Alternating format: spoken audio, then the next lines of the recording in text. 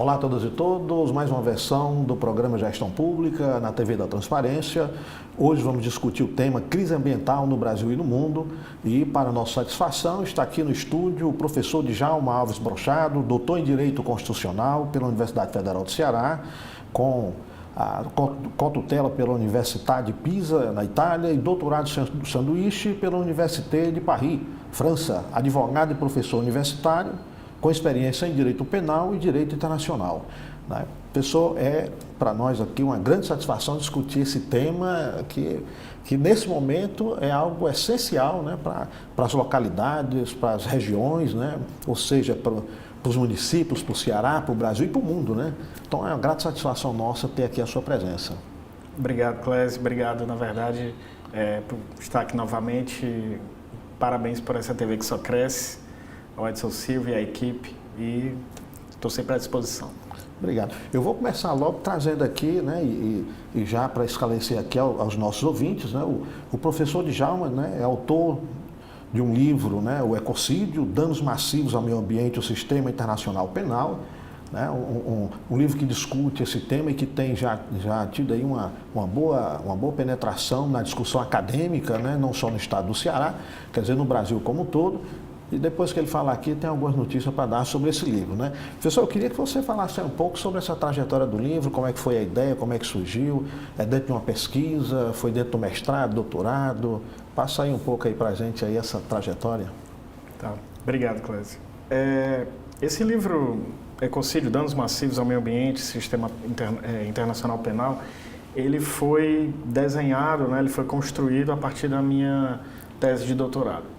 Eu fiz um doutorado buscando aliar uma parte minha, que era mais presente na prática, que era o direito penal, com o interesse em estudar direito internacional e questões relevantes na atualidade, que são destruições massivas do meio ambiente. Uhum. Então, nesse estudo, obviamente, eu precisava de conhecimento, muita coisa de fora, e daí busquei a cotutela com o professor Leonardo Pasquale, em Pisa, na Universidade de Pisa, e em Paris, também para poder pesquisar o que eles falam sobre isso, que ainda é um tema relativamente, não digo novo, mas é um tema relativamente recente, uhum, em relação à quantidade de pesquisa sobre isso. Então, depois, quando eu terminei o doutorado, com a ajuda de alguns outros professores, como o Rodrigo Falques, que fez o prefácio, e até do professor Gustavo Cabral, que foi meu orientador, a gente conseguiu, junto com a RT, publicar esse livro mais atualizado no meio de 2023, em julho de 2023. Uma publicação que não foi... Essa publicação não foi só no Ceará, né? Eu me recordo, teve um lançamento aqui em Fortaleza, né? Mas também foi lançamento aí também pelo alguns estados brasileiros, né? Da capilaridade da Revista dos Tribunais, acaba que a gente consegue, por exemplo, divulgar. Eu fiz um lançamento no Rio de Janeiro, fiz um lançamento em Recife, esse coletivo, né, com outros professores também da Revista dos Tribunais, e aqui em Fortaleza. Né? Acaba que tem professores de outros estados que pesquisam temática similar, uhum, que acabam atraindo a atenção para esse tipo de livro. Né? Eu vou pedir o Tiago para projetar aqui a capa do livro Ecocídio, né, do professor Djalma, e avisar aqui para, né, comunicar aqui para os que nos assistem que, né, o professor Djalma brevemente vai estar lançando esse livro também em uma versão em inglês, né, e trazer aí essa discussão aí agora para um cenário mundial, né? Quer dizer, uma pesquisa embrionária aqui no nosso programa, né, de doutorado da Universidade Federal do Ceará, mas que vai tomando corpo, né, e vai chegando aí nessa discussão. Eu acho assim, né, para nós, assim, academicamente é extremamente envaidecedor, né, ver uma pesquisa, né, saindo aqui, né, do Estado e ganhando aí o debate acadêmico no mundo, né, não é mais no Brasil, né? Eu fiquei muito contente com essa possibilidade que foi acordada no começo desse ano, de publicar a versão desse livro atualizada, uhum, né, afinal foi de julho de 23 e as coisas mudam muito rápido, então ele será publicado no meio do ano pela Springer Nature e ele é todo em inglês, né? Então provavelmente vai ter um alcance agora bem diferente. A língua portuguesa, infelizmente, ainda é pouco utilizada ou conhecida fora. Se você quer discutir algum tema acadêmico no nível internacional, por enquanto o inglês ainda é o idioma, né? Então, com certeza, isso me deixa extremamente honrado e feliz de ter um texto aprovado por uma editora de renome como essa. Espero que o assunto ganhe repercussão aqui, né? Nós como Brasil, acho que nós conversamos naquele outro programa, né? O Brasil tem um papel extremamente relevante no tema meio ambiente.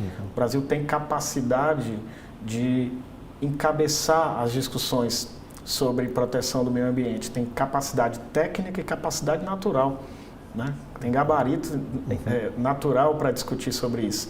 Então, espero que isso sirva para ser uma pedrinha a mais nessa balança de pesar a favor do Brasil de encabeçar esse tipo de discussão. Que ótimo, né? Eu queria trazer essa discussão, Djalma, para uma questão, né, que você trata no seu trabalho, né? E aí eu vou pedir aqui o nosso colega Tiago para trazer aqui uma imagem inspiradora, mas inspiradora de uma forma extremamente negativa, né? Quer dizer, os danos ambientais pelo mundo, né? Infelizmente, a gente tem assistido aí, né, repetidamente, né, fatos, né, que vem causando. No oceano, por exemplo, né, é o que a imagem traz, os danos ambientais com os desastres nos grandes navios que transportam petróleo, né? Aqui e ali, né, no Brasil já tivemos situações como essa. Muitas vezes não se identifica, não sei como, não consegue se identificar o causador do dano, né? Então a gente tem no mundo, né, não tem mais continente, não tem mais ambiente, né? Os danos são no mar, profundezas do mar, é na terra, subsolo, solo, né? Atmosfera. Quer dizer, parece que a gente tem caminhado aí celeremente, assim. Às vezes me passa a impressão que é assim, já que a gente está caminhando mesmo para o abismo, vamos correr para a beira desse abismo e se jogar todos juntos, né? É uma sensação meio estranha, né, que causa para a gente, porque os sinais são visíveis, né? Claramente visíveis. Sim, e você colocando essas imagens, eu lembrei de um meme triste, que é uma pessoa entregando um peixe para outra, né, na mão, aí a outra, não tem um plástico, né? Tá dentro do peixe, né? Porque é isso, os nossos produtos industriais estão em todos os lugares do mundo, em todos os lugares do planeta. Por mais inóspitos, inabitáveis, tem saco de lixo nas fossas marianas, né? Então, nós temos uma pegada negativa no planeta inteiro. Uma das grandes questões que eu queria estudar, que foi a origem do livro, foi justamente essa. Nós temos danos, vez ou outra, com certa frequência no planeta, alguns desastres, e coloco desastre entre aspas, porque parece que foi casual, que ninguém tem culpa, né? Mas nós temos alguns desastres no planeta que eu fiquei curioso para entender qual era a consequência disso, especialmente jurídica, né? Já que causavam, como você mesmo bem disse, causavam destruição generalizada em vários países. A natureza não tem fronteiras, né, como nós temos, né? A natureza não sabe que de um rio para um lado é um país, do rio para o outro é outro. A natureza não está preocupada com isso. O ar, muito menos, né? Então, mergulhando nessas questões, eu fui estudar alguns danos ambientais pelo mundo, né? E tive que selecionar, obviamente, alguns desastres e as consequências.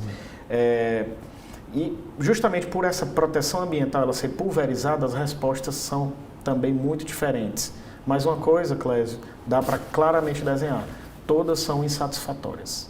Nós não temos nem legislação, nem tratados, nem judiciário à altura do problema. Nós não temos ferramentas. Tanto no plano dos organismos internacionais quanto nos estados e nações. Especialmente nos nacionais, especialmente nos estados que dependem da extração natural, depende diretamente do extrativismo ou da mineração, por exemplo. Aí que nós temos grandes falhas mesmo. E aí você está falando dos países continentais, né? De países continentais, mas mesmo países insulares, né? Que por vezes são pequenos, mas tem sua única forma de fonte de renda, uma atividade que vai trazer, por exemplo, perda de biodiversidade, né? Dentre desses desastres, eu acho interessante comentar aqui o primeiro que deu origem a esse nome, né? Ecocídio. Ecocídio vem de uma junção, vem inspirado no termo genocídio, né? a morte de pessoas, né, de gentes. Então, é a morte do eco, a morte do meio ambiente.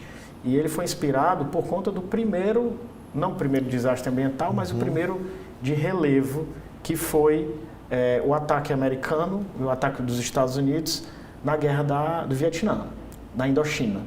Então, uso de produtos químicos em larga escala, exatamente né? isso. Eles não tinham como, eles estavam perdendo a guerra, que no final tecnicamente perderam, mas eles estavam perdendo por justamente desconhecer a região. A região é uma floresta muito densa, parece bastante a nossa Amazônia, uma certa região.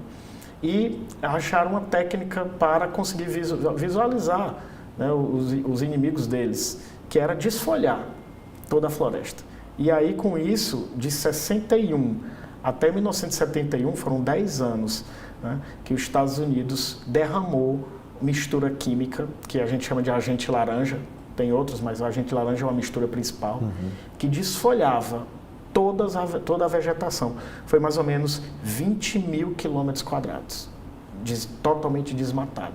É claro que isso não foi só o meio ambiente. Atingia a pele, atingia pessoas, estadunidenses ou não, atingia populações de forma geral. Inclusive causava câncer, malformação para fetos, doenças das mais diversas possíveis, inclusive de gerações. Então, é uma ação danosa para o meio ambiente naquele momento e também se estendendo em perspectiva. E a partir desse desastre, começou dentro dos próprios Estados Unidos uma movimentação de biólogos e de juristas para que os Estados Unidos não utilizassem armas químicas. Né? E nesse caso tem um protocolo de Genebra que proibia armas químicas em contexto de guerra e os Estados Unidos não tinham assinado. Essa manifestação durante a Guerra do Vietnã fez os Estados Unidos, em 75, assinar o Protocolo de Genebra. Ou seja, deu certo a pressão com relação a esse termo, ecocídio, para fazer com que finalmente os Estados Unidos reconhecessem que não deveria usar armas químicas e biológicas, né, nesse contexto de guerra. Já me permita só uma discussão. Você está falando que o conceito ele remete para a década de 60 do século passado. E, lamentavelmente, é um conceito pouco difundido, né? Se a gente busca isso nas informações informações mais de longo alcance, né? Não digo não nas publicações acadêmicas, mas nas publicações mais comerciais, a gente não encontra, não localiza esse termo com facilidade, né? Então, me parece que, inclusive, né, quer dizer, não só querer se colocar, né, a questão como um acidente eventual, né, mas também me parece que a gente não quer enfrentar o problema a partir, conceitualmente, da dimensão que ele tem. Né? É um dos grandes problemas, assim como foi também dos crimes contra a humanidade e genocídio. Uma das grandes dificuldades não era a ideia de criminalizar um genocídio. A grande dificuldade era o que é o genocídio. Da mesma forma, o que é o ecocídio, tecnicamente, para que você use em um processo? Existem regras de direito penal, existem regras do direito internacional penal, existem limites. Como é que eu consigo individualizar uma conduta? O que é ecocídio e o que não é?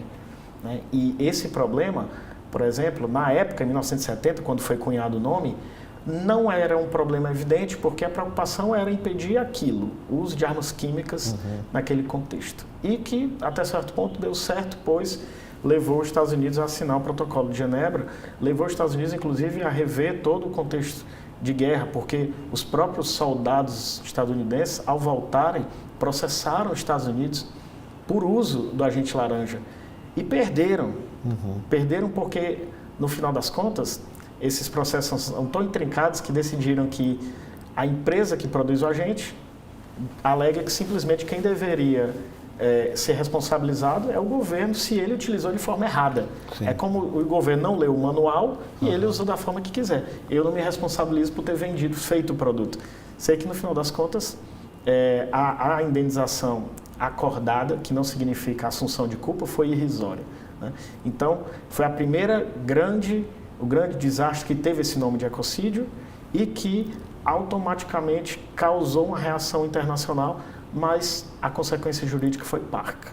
Né? Foi parca. E até hoje, esse termo a gente não tem exatamente o que significa ecocídio. Nós tivemos algumas pesquisas mais recentes vinculadas ao Tribunal Penal Internacional para colocá-lo como crime, o 5º crime nessa corte, né?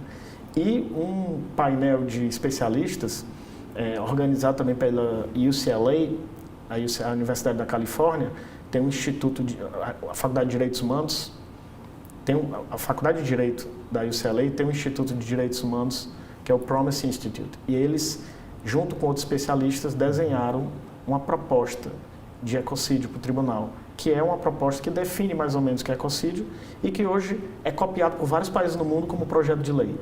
Então, mas ainda ele tem problemas, esse desenho desse texto, inclusive o nosso projeto de lei aqui no Brasil sobre isso. Então, realmente é um desafio entender o que é, popularizar esse termo e depois entender o que é. Para ter uma noção, o crimes contra a humanidade sofria esse mesmo conceito e só foi forçadamente definido após o Holocausto. Foi obrigado a se desenhar o que é porque era inadmissível acontecer um crime contra a humanidade e ninguém ser punido porque ainda não tinha, ninguém dizia textualmente o que significava. Qual era o sentido do termo, né? Mas você tem razão, só para concluir, é um termo ainda muito longe, né, da academia. Você vê alguns jornais que trazem uma notícia ou outra sobre ecocídio, mas de forma, vê um dano massivo grande e chama ecocídio, né? Então, ainda não há nenhum entendimento sobre qual o limite, o que seria ecocídio e o que não seria.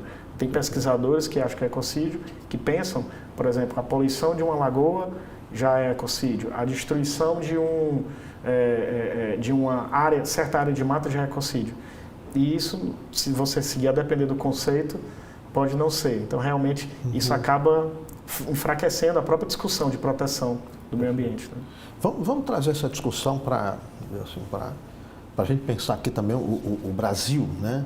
O Brasil é uma situação delicada, né? Porque a gente, ao mesmo tempo, se coloca para o mundo como, né, uma área de preservação, né, o chamado pulmão do mundo. Por outro lado, a gente vem há muitas décadas, né, nessa disputa de reduz queimada, reduz danos ambientais, tenta preservar biomas, e aí avança, volta, né?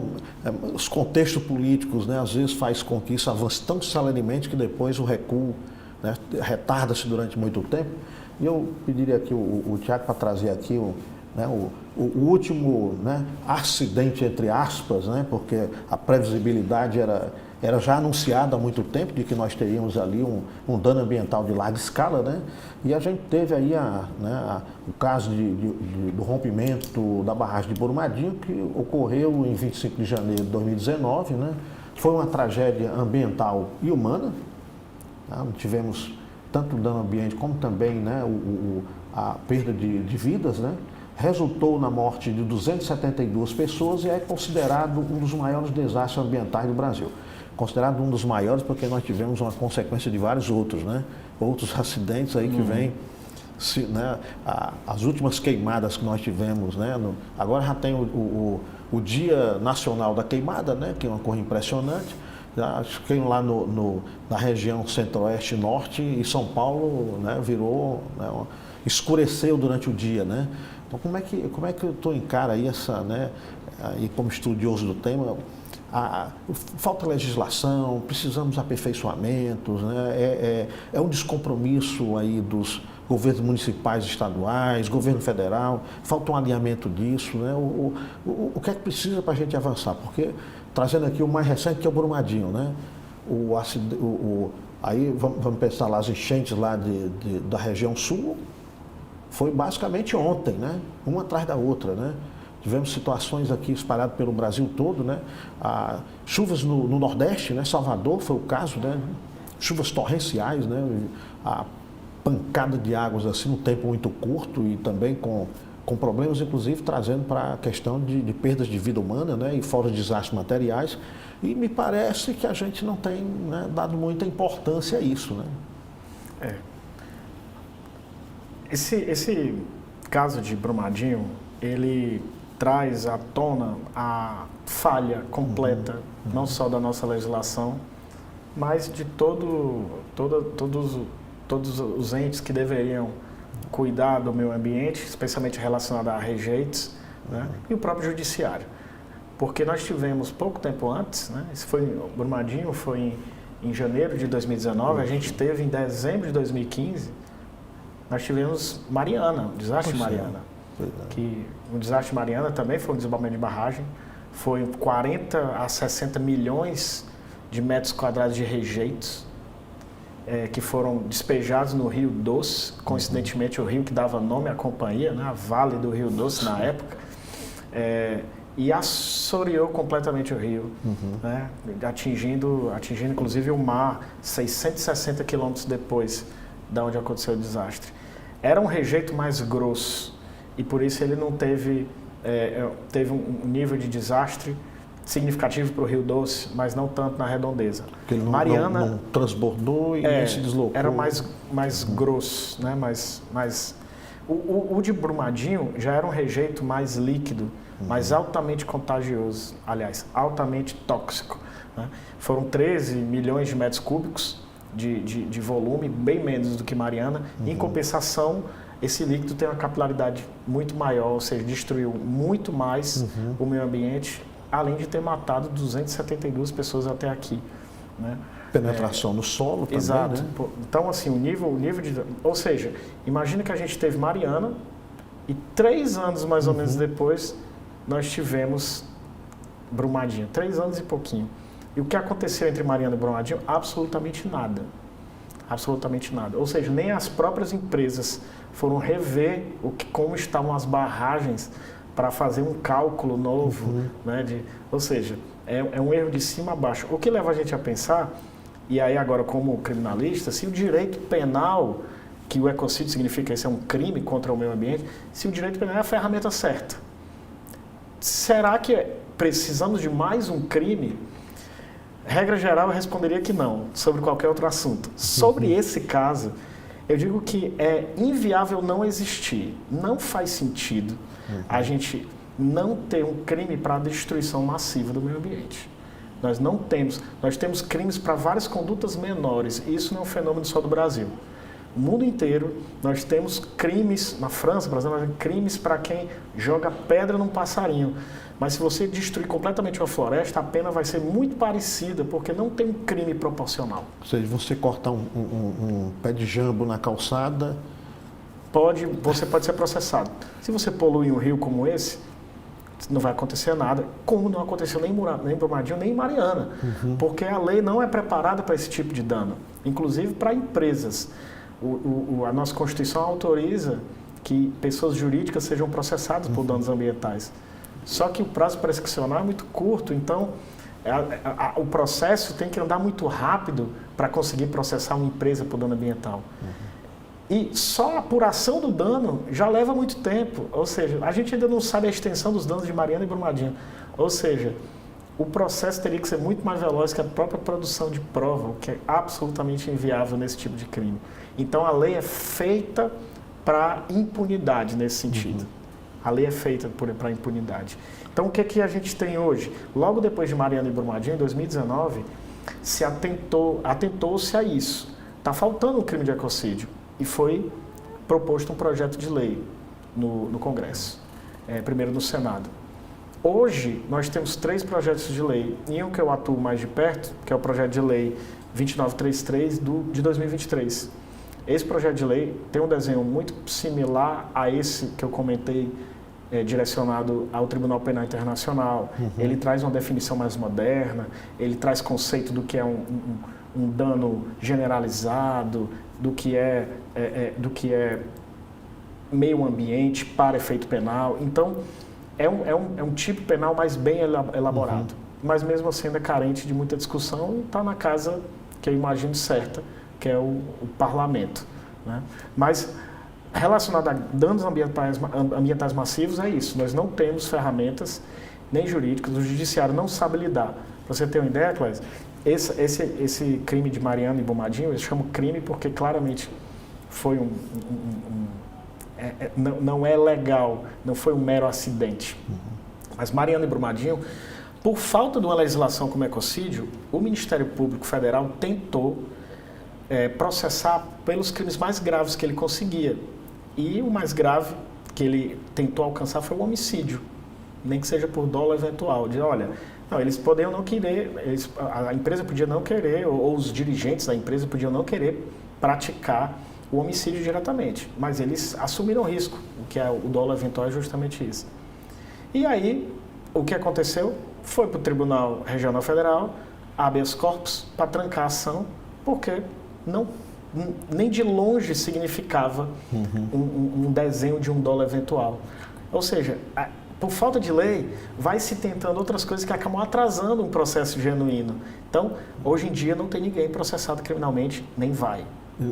Sobrarão as ações cíveis, como já tem ação de reparação de danos, tem um acordo recente, né, de 2024 agora, né, para mais de 100 bilhões. Então, nós temos alguns movimentos para reparação de danos, mas ainda muito incipientes com relação ao dano ambiental. Quem que vai fazer? É uma empresa constituída pela própria empresa que destruiu, né? Tem participação popular? Não tem, o Ministério Público fiscaliza, ou seja, é tudo muito novo e vão descobrindo durante o processo. Logicamente, esse não é o caminho, né? Só para comentar o que você me falou sobre o Brasil, você está falando das mudanças climáticas, você acaba envolvendo, né? Nós temos o Dia do Fogo, por exemplo, que virou agora do calendário, né? O Dia do Fogo. Negócio né? sem nenhum que as sentido. Pessoas combinam pelo WhatsApp, atear fogo em várias regiões, e eu não posso fazer nada com a terra virgem, a mata virgem, mas se ela for destruída, eu já posso, né? Inclusive se eu recuperar alguma coisa, ou seja, é uma forma de sabotar a natureza em benefício próprio, né? Ou mesmo por questões políticas, né, para trazer alguma perturbação política. Fato é que nós temos alguns níveis de destruição do meio ambiente que são grandes, e não dá para negar que é grande, que pela primeira vez São Paulo sentiu de verdade, não só com fuligem, mas com chuva, né, com o céu completamente escuro, né, com a poluição em outros níveis. Então, pela primeira vez, isso vai chegando no que acontece no fim do mundo, né, para quem mora no Sudeste, vai chegando como um problema real, né? E nós não temos ferramentas jurídicas, nós não temos ferramentas, estrutura judiciária para apurar esse tipo de caso. Nós não temos. Nós vamos ficar, enquanto não tiver um interesse maior de investir na proteção do meio ambiente, mas também investir nas ferramentas de persecução civil e penal, nós vamos presenciar cada vez mais esses fenômenos sem repercussão jurídica. Então não há instrumentos jurídicos capazes de, hoje, a gente pensar assim, eu tenho uma certa esperança de um controle, né, pelo menos razoável aí nesse avanço. Atualmente a gente está destituído desses instrumentos. Essa é a avaliação que vocês que atuam nessa área fazem, é isso? Para danos massivos, nem aqui, nem em nenhum lugar. Nem aqui, nem em nenhum lugar. Nós não temos estrutura nenhuma para apurar e processar esse tipo de caso.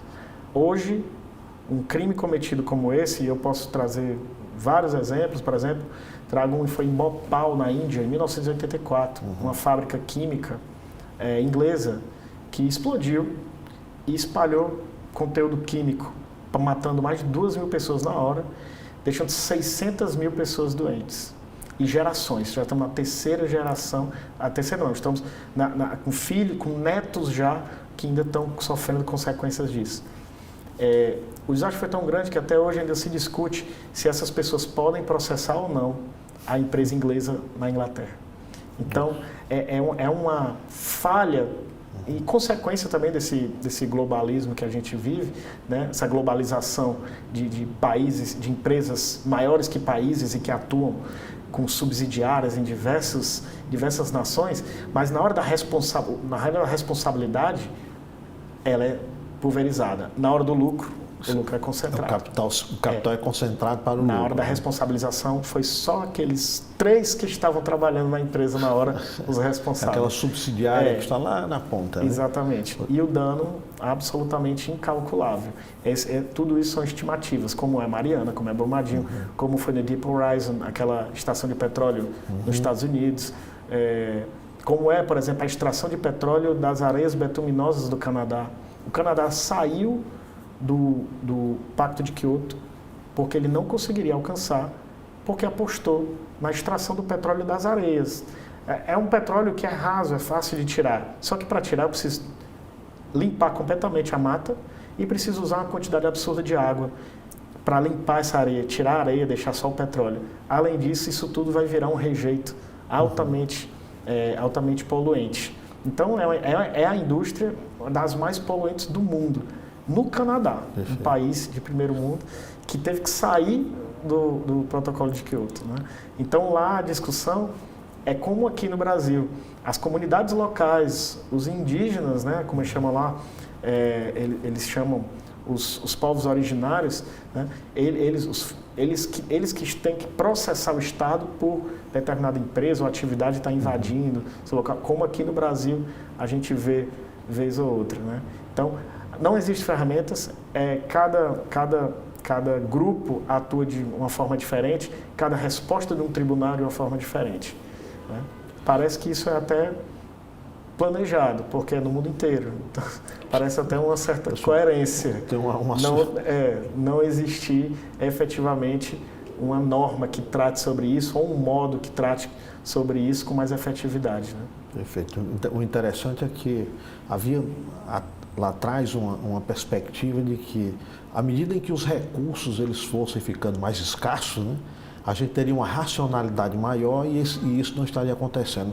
Mas me parece que está indo ao contrário, né? Ou seja, se buscando esses recursos escassos em áreas aí que antes estamos querendo ir para os polos, né? Quer dizer, está invadindo tudo que era área que antes era inimaginável que a gente fosse fazer exploração, né? Então a tendência, se a gente não tem controle e os recursos estão ficando escassos e a gente está invadindo todas as áreas que é possível em busca desses recursos, então a humanidade está numa situação de possibilidade aí de uma grande crise enorme, né? E eu acho que a gente não deu ouvido como deveria ter dado ao Al Gore, lá, o vice-presidente, né, dos Estados Unidos, que já fez esse alerta e foi calado, né? Na mídia sumiu, né? A gente não escuta mais, né, essa personalidade fazendo seu discurso, uma coisinha ali meio exótica, né?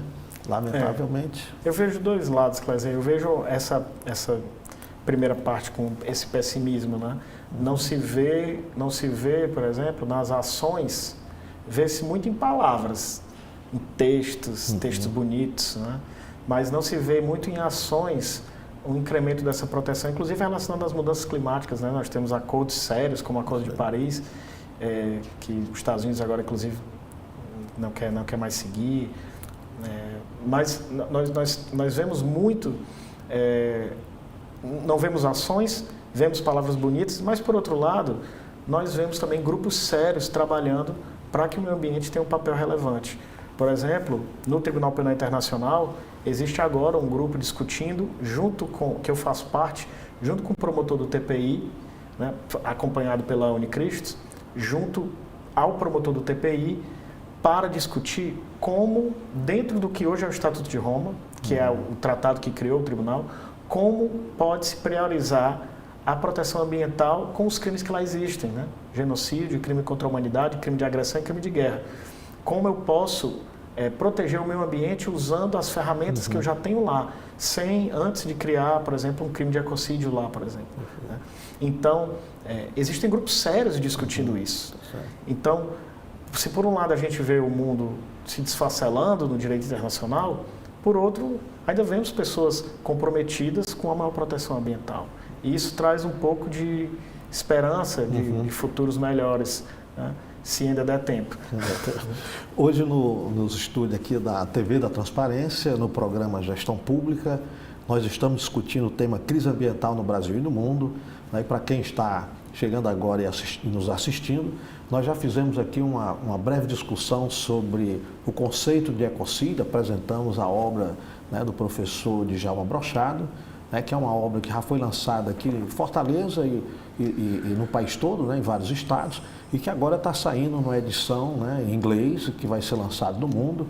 Esperamos que consiga também contribuir com essa discussão de uma forma mais acirrada, não só na universidade, na academia, mas também, inclusive, fora dela, no meio político, que é muito importante que a gente alcance, né, esse campo.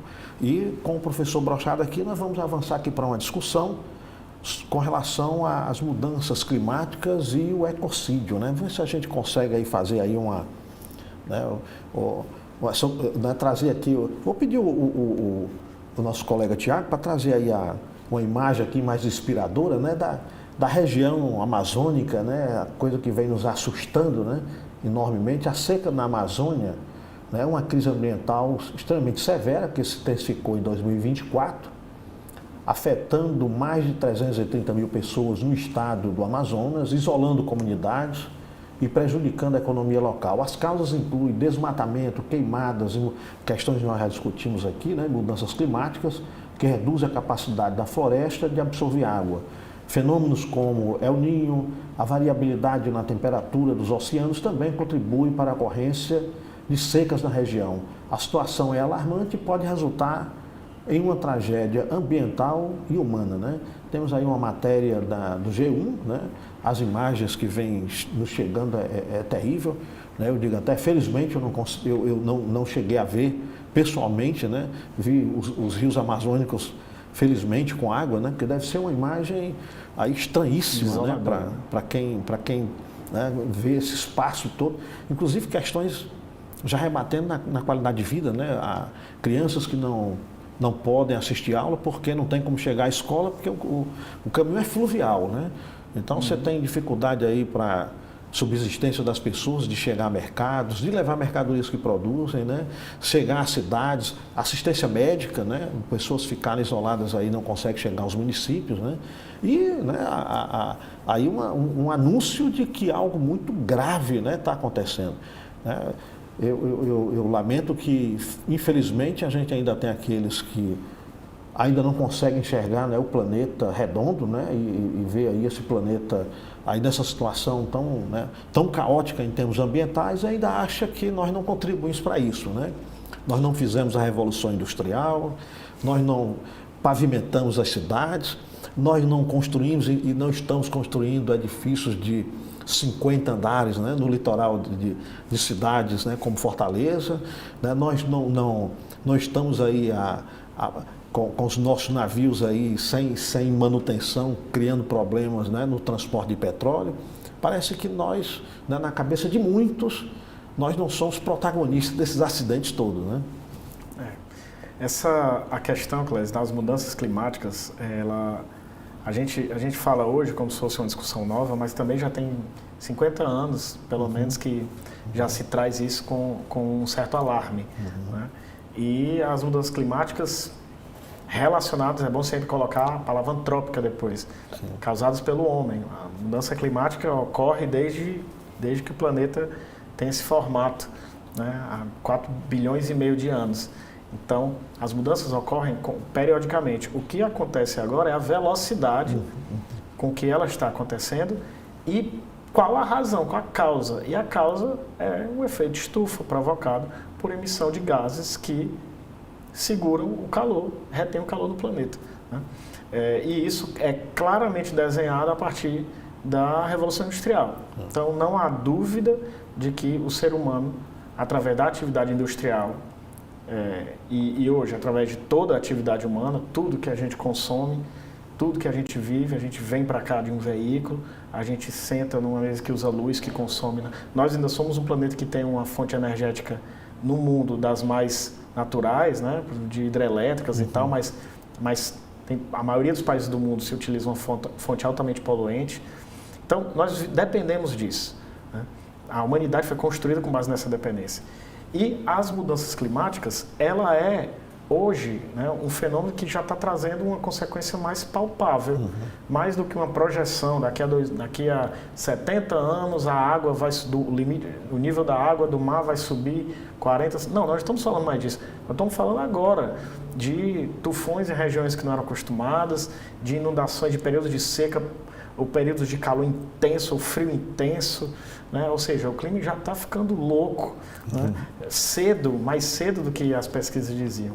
Me parece assim que os dados sempre apontavam para 35 e diante, né? Você olhava 2100, né? 2100 vai estar bem ruim. É 2100. Acontece que não é 2100, é 2025. E a gente fala 2030 daqui a 5 anos.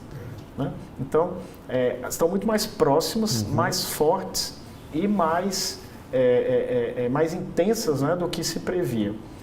Então, hoje, o discurso para proteger o meio ambiente, inclusive através do ecocídio, lembra muito a questão das mudanças climáticas. Os primeiros estados, países, né, que reclamaram o ecocídio no Tribunal Penal foram estados insulares, né, Vanuatu, por exemplo, Fiji, ilhas no Pacífico, que não tem quase nada de altura acima do nível do mar, ou seja, qualquer centímetro que o mar avance vai cobrir a ilha, vão virar os primeiros deslocados ambientais de um país inteiro. Né? Então eles, não, precisamos criminalizar a destruição do meio ambiente, como você mostrou, né? As queimadas, a matéria do G1, né? Precisamos fazer isso para evitar as mudanças climáticas. Eu vejo um pequeno problema nisso, Clécio, porque eu não tenho como coibir, através de um crime, a emissão de gases de efeito estufa. Então o ecocídio ele não atua diretamente nas mudanças climáticas, senão indiretamente. Então, se, por exemplo, eu criminalizo a destruição do meio ambiente massiva, que, consequentemente, traga uma impossibilidade ou uma demora na restauração daquele meio ambiente, se eu criminalizo isso, eu indiretamente estou punindo quem destrói uma floresta e essa floresta de destruição pode causar pode acelerar as mudanças climáticas. Mas eu não criminalizo diretamente as mudanças climáticas, não há como fazer isso. Então essa utilização das mudanças climáticas para promover o crime, ela não é tão casada com a realidade. Né? Então, teríamos então que ir também para um outro caminho, né? Quer dizer, em alguns aspectos aí é importantíssimo a gente pensar no ecocídio, mas as questões das políticas públicas agora voltadas para uma nova matriz energética, ou mesmo, né, a busca de restauração de áreas, né, ambientais que a gente, né, levou à destruição, se não tiver também esse caminho, né, políticas mesmo de ocupação do solo, né? A gente não tem tido muito cuidado com isso, né? Pavimentações, como a gente realiza, quer dizer, se não tivesse conjunto também de políticas e ações públicas, e aí também é complexo, porque a gente aí passa pelas esferas, né, de todos os níveis de Estado, né? Municipal, estadual, federal, e também eu não vejo muita articulação, né? Me parece. Primeiro, Cláudio, você tem que pensar se um crime resolve alguma coisa. Pense, foi criminalizado há pouco o crime de feminicídio. Antes era um qualificador do homicídio. No dia seguinte você tem notícias absurdas de violência contra a mulher, doméstica, de um ódio que só cabe nesse contexto. Então, um crime não vai evitar. Perfeito. O direito penal ele não é feito, pelo menos, ele não serve, não se presta a evitar a criminalidade. Agora, eu preciso taxar o nome correto das coisas para poder começar a criar, como você disse, políticas públicas, conexões entre diferentes entes estatais. Né? Eu preciso nomear que isso é ecocídio. Ou seja, se uma empresa ou um agente comete isso aqui, ela está cometendo um ecocídio, que é um crime, é proibido por lei. É um crime não só contra uma vítima, é contra a humanidade. Né? Não no sentido de ser um crime contra a humanidade, mas é um crime contra toda a humanidade. Né? Então, eu preciso nomear. Eu não estou dizendo que o ecocídio vai salvar o meio ambiente. E o risco de eu fazer esse link das mudanças climáticas com o ecocídio é esse. De, mais uma vez, por populismo, eu aprovar um ecocídio e dizer que eu estou trabalhando a favor das mudanças climáticas. Olha, tá vendo? Aprovei o ecocídio, então agora estamos combatendo as mudanças climáticas. Não, não estamos fazendo nada. Isso aqui é só um papel. O direito, a lei, é um papel sem outras ações. Então, mas é um papel que eu preciso ter. Eu preciso que toda a coletividade entenda o que é um genocídio e que genocídio é proibido. Eu preciso que todo mundo entenda que crime contra a humanidade é proibido. Eu preciso que todo mundo entenda que ecocídio é proibido. Para isso eu preciso de uma lei dizendo. Perfeito. Agora, você vai nos trazendo aí umas determinadas situações, né, assim, de preocupações, porque quando a gente olha, né, o o nosso modelo de desenvolvimento, né? O nosso modelo de desenvolvimento econômico.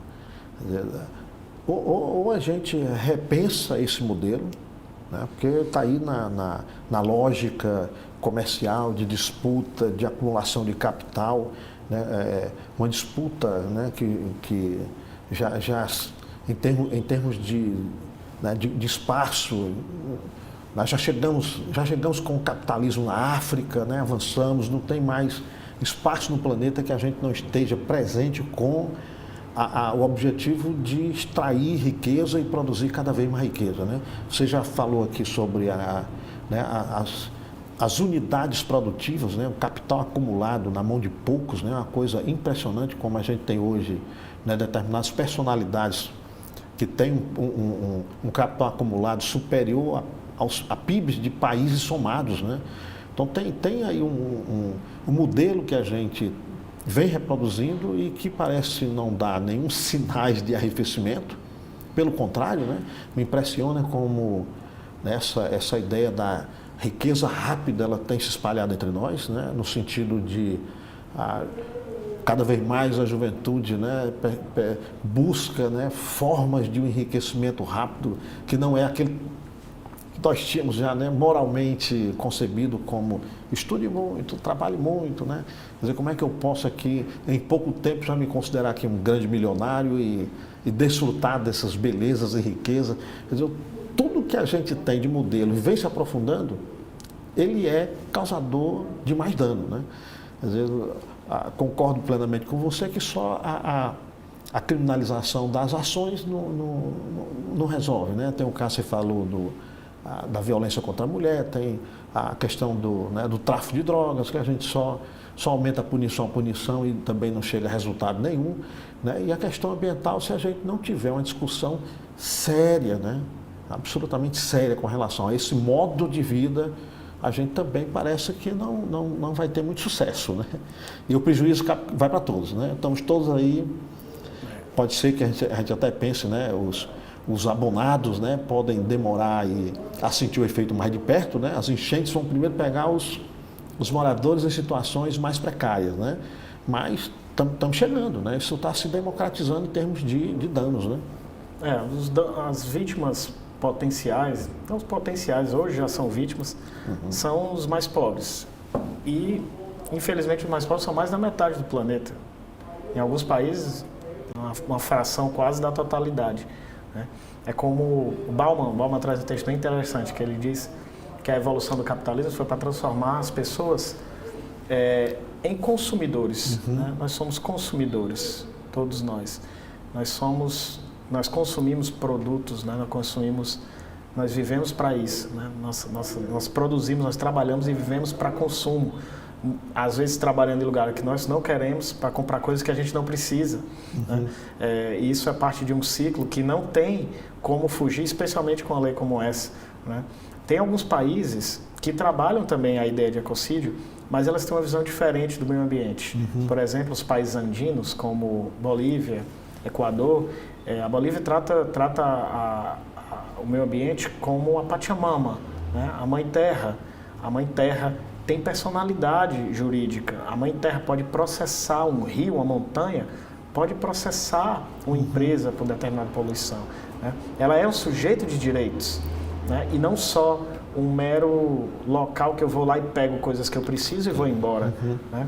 Então, existem visões do mundo diferentes sobre o meio ambiente que ainda tratam o homem como a figura principal, mas jogam o meio ambiente numa figura pelo menos igual, pelo menos igualitária. Né? O que não é a realidade, por exemplo, num tribunal que discute hoje o ecocídio. No ecocídio, o prejuízo lá é criminalizar condutas contra o homem. E, indiretamente, né, eu protejo o meio ambiente porque o meio ambiente serve ao homem, então é melhor proteger o meio ambiente também, porque se não servisse, não tinha necessidade dessa proteção. Né? Então, são muitos paradigmas que seriam necessários se mudar para que a discussão não fosse o que eu atribuo, de certa maneira, rasa, se discutir qual é o conceito de ecocídio, quando deveria todo mundo estar discutindo que tipo de mundo nós queremos viver, que tipo de sistema de troca, né, nós queremos viver. Mas é isso que nós temos. E do direito internacional, você sabe muito bem, as coisas são muito lentas, as mudanças são muito lentas. Tudo leva muito tempo para ser digerido. O problema é que a natureza não espera. A natureza não está esperando o próximo governo, a natureza não está esperando, o meio ambiente não está esperando terminar a guerra na Ucrânia. A natureza tem seus próprios tipping points, tem seus próprios pontos de virada, em que, com a destruição sistemática, chegaremos a uma posição de não retorno. Esse não retorno vai significar que nós estaremos extintos? Não, mas que esse modo de vida como temos hoje será. E qual vai ser depois? A considerar a desigualdade, como você falou bem, econômica, talvez alguns não sintam tanto, mas a maioria da população vai, a população que eu digo mundial. Né? Então, isso aqui nada mais não é a salvação do mundo, mas é uma ferramenta obrigatória. Perfeito. Precisamos ter algo que diga que isso não é permitido. Precisamos, do mesmo jeito que eu preciso ter uma lei, um tratado internacional que diga que eu não posso destruir uma civilização, eu preciso ter um tratado que diga que não pode ser destruído o meio ambiente. Se eu não tenho isso, eu vou ter respostas jurídicas, como que a gente vê, pulverizadas, enfraquecidas. Perfeito. Djalma, eu queria pedir aqui o Tiago para trazer para nós aí uma legislação para a gente ver aqui para onde a gente está. As ações estatais, né? Nós tivemos agora recente, né, a lei número 14.904, ela é de 27 de junho, portanto, temos menos de um ano. Né? O artigo 2º dessa lei, eu trouxe aqui para voltar para essa questão da ação do Estado em vários entes federados. Né? São diretrizes dos planos de adaptação à mudança do clima. O artigo 2 dessa lei traz o seguinte: o inciso 1, a identificação, avaliação e a priorização de medidas para enfrentar os desastres naturais recorrentes e diminuir a vulnerabilidade e a exposição dos sistemas ambiental, social, econômico e de infraestrutura em áreas rurais e urbanas, bem como os efeitos adversos atuais esperados das mudanças do clima nos âmbitos local, municipal, estadual, regional e nacional. E o inciso 4 nos traz aí o seguinte: a integração entre as estratégias de mitigação e adaptação nos âmbitos local, municipal, estadual, regional e nacional, em alinhamento com os compromissos assumidos no Acordo de Paris sobre a Convenção Quadro das Nações Unidas sobre Mudança de Clima por meio de contribuição nacionalmente determinada. Me parece que assim começa assim a ter assim, uma preocupação de que a gente precisa articular isso nessas dimensões. Não adianta eu ter o governo federal pensando isso se lá no município a gente tem aí um descaso total. Né? Então, me parece pequenos ensaios. Né? Agora, eu sempre fico preocupado o seguinte: não adianta isso estar na lei. Né? É preciso que a gente chegue a um nível de cidadania que faça a lei valer. Né? Então, ou nós trazemos para nós aí essa responsabilidade coletiva, né? E que aproveitar, né, a existência desses instrumentos, uma inovação legislativa, né, para a gente cobrar o prefeito. Né? Senhor prefeito, qual é o seu plano para a questão ambiental? Senhor governador do estado, né, que pretende aí se submeter a uma reeleição nas próximas eleições, o que é que você tem proposto, o que é que está se colocando? Me passa essa sensação de que enquanto a gente não puxar essa discussão seriamente, né, mudando nosso comportamento, no sentido até de consumo, né, buscando uma cobrança mais acirrada dos gestores, também não vai adiantar essa lei. Bonita, eu gostei, viu? Eu gostei, mas fiquei muito preocupado se nós vamos fazer ela valer, né, de fato. Esse relacionamento entre todos os entes, né, da federação é crucial para dar certo uma ação como mitigação ou mesmo adaptação às mudanças climáticas. Né? Não tem como se fazer só no nível federal ou só no nível municipal. Fortaleza, por incrível que pareça, é privilegiada nesse aspecto. Nós temos a legislação robusta sobre isso, nós temos envolvimento. Fortaleza é premiada por algumas ações relacionadas às mudanças climáticas. Né? Mas não dá para ser local. A gente vem comentando aqui hoje, né, que o clima ele não tem fronteira. Sim. Ele não traz fronteira. né? Então, o meio ambiente não tem fronteira, o clima muito menos no país, no mundo inteiro. Então, precisam ser coordenadas as ações. Isso é um começo, é óbvio que é importante, mas são determinações que já são desenhadas há muito tempo no plano internacional, que deveriam ser internalizadas, já deveriam ter sido internalizadas há muito tempo, e assim enraizadas, né, mesmo nos entes federativos inferiores, né, menores. Mas a gente cobra muitos estados e a gente pensa muito nos estados. E eu queria pelo menos deixar mais ou menos para concluir que hoje o mundo ele não é como era desenhado, pelo menos nas forças, no equilíbrio de forças, como era há 50, 60 anos. Hoje as empresas têm um peso gigantesco, não só por investir na política, mas de elas mesmas promoverem políticas públicas. Elas têm códigos de conduta, por exemplo, que muitas vezes são mais rígidos do que as próprias leis de um país. Então, e a empresa é tão gigantesca que o Estado depende do funcionamento daquela empresa. Então, é preciso melhorar a relação dos entes privados com os entes públicos. Essa comunicação, essa obrigação não pode recair também somente para as empresas, para os entes públicos. Elas precisam também ter conexão com as empresas. As empresas não podem ficar dependentes da voluntariedade somente. Os estados têm que estipular regras, precisam cobrar as empresas e as empresas podiam compreender também que esse é um caminho, que eu sem planeta ou sem o meu ambiente sadio, o meu lucro vai terminar logo ali adiante. E eu não vou ter outro lugar para parasitar, eu preciso desse lugar. Eu preciso dos meus consumidores, como o Bauman diz, vivos. Isso. Eles vivos, eles consomem, eles têm cartão de crédito, eles podem comprar. Né? E para isso eles precisam estar saudáveis. Né? Então, esse relacionamento precisa ser casado entre ente privado e ente público. O que um crime como ecocídio traz? Ele traz justamente isso. Porque quem comete ecocídio, Clésio, não é um cidadão humilde que está no interior do Amazonas. Quem comete ecocídio são empresas, ou pelo menos pessoas que capitaniam empresas que têm potencial de causar um dano massivo. Então, quando eu incluo uma pecha de ecocida a uma empresa ou uma pessoa, esse risco à imagem da companhia tem um condão muito mais forte de trazer alguma repercussão coletiva do que um indivíduo isolado. A empresa tem muito mais a zelar, a preservar seu nome. Então, nenhuma empresa, eu duvido que alguma empresa do mundo se escape de ser chamada de genocida. Nenhuma empresa gostaria de ser chamada de genocida. Nenhuma empresa gostaria de ser chamada de ecocida, de ter cometido um ato que poderia, por exemplo, ser levado ao Tribunal Penal Internacional. Então, o efeito simbólico do direito penal aqui para esse caso eu acho importante e acho que pode trazer sim um aspecto mais positivo para a proteção ambiental.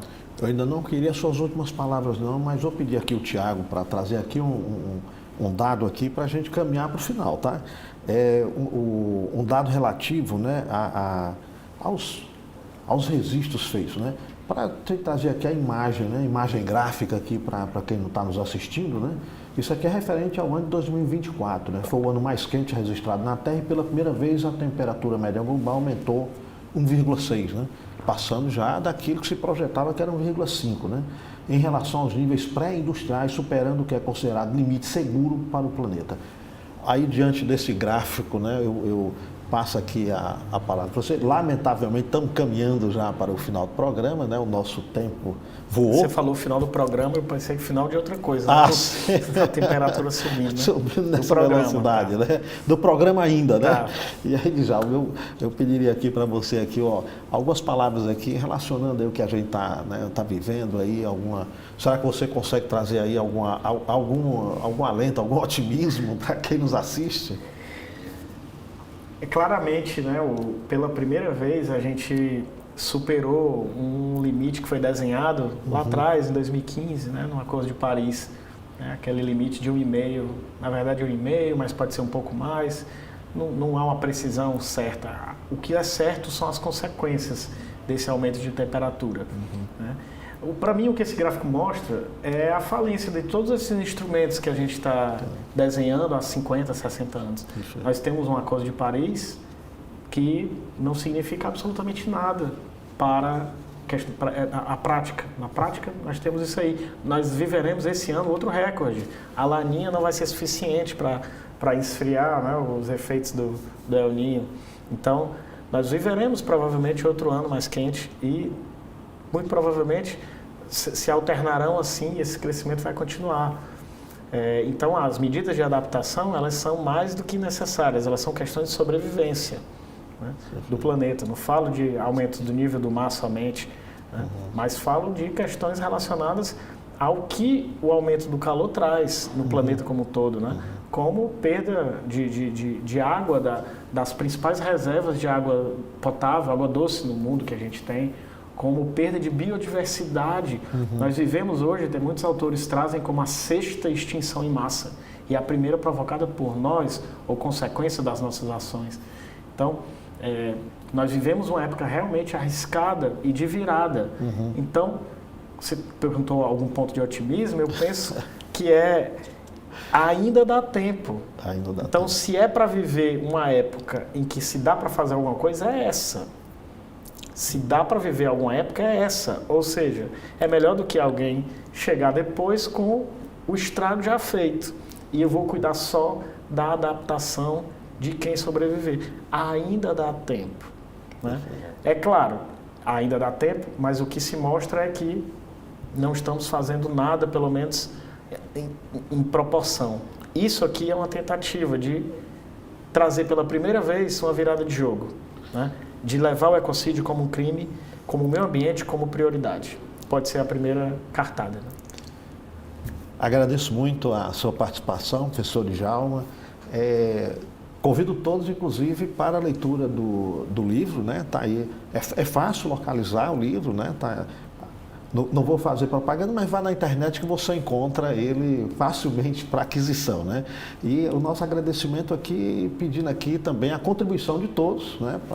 Para divulgar, esse é um tema essencial para a nossa vida, né? Para quem tem filhos, para quem tem netos, para quem pretende ter, né? Vamos começar a se preocupar com isso, né? Porque é um tema extremamente relevante, que atinge a todos nós, e aí é indistinto, né, de localidade, né, de nacionalidade, de renda, embora os efeitos sejam maiores para alguns, mas alcança, né, se não no primeiro momento, mas inclusive com a sua própria riqueza, né? Estamos aí dando patrimônio e tal, é algo que a gente precisa enfrentar diretamente. E aí eu conto aí com os nossos ouvintes aí para também nos ajudar nessa divulgação desse tema.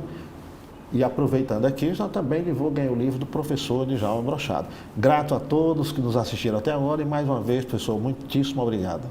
Obrigado, Clésio. De novo, obrigado à TV da Transparência pelo apoio, pela acolhida, e fico à disposição. Tá ótimo.